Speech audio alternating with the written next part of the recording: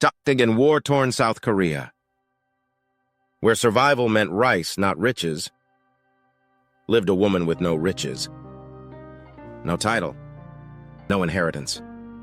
Just grit. Her name was Kim Soon-ok. A widow, a mother. At 34, she lost everything, except the responsibility to feed her children.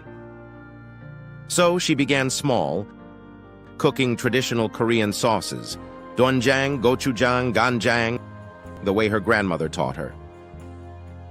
By instinct, by heart. She sold them in local markets. Each jar sealed with love and survival. People began to notice. Her sauces tasted like home, like the Korea they feared they'd lose. Orders grew. So did ambition. Not for fame, but for stability. For dignity. For her children. She hired neighborhood women. Trained them, paid them fairly. One kitchen became two. Two became a factory.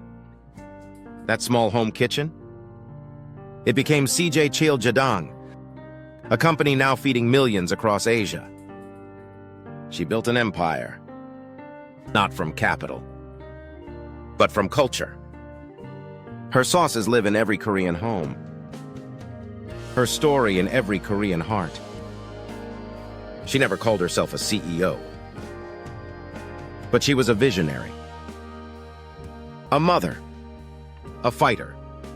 Kim Soon-ok showed the world that greatness doesn't always wear a suit.